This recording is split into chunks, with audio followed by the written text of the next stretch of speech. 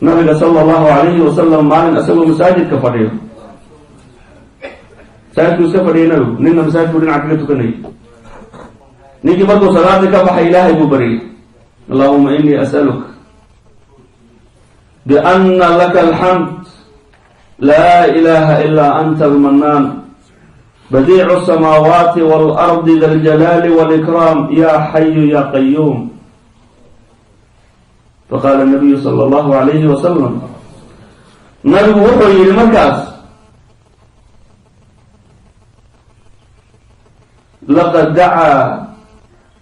laqad daca allaha ilaahay buu baryay bismihi alcadiim magiciisii weynaa buu ku baryay alladii idaa duciya bihi ajaaba wa idaa su'ila bihi acطaa ilaahay wuxuu ku baryay magiciisii weynaa oo haddii lagu baryo wax alla wixii lagu weydiistay ilaahay uu kugu siinayo markaad ku baridana uu ilaahay ku aqbalayo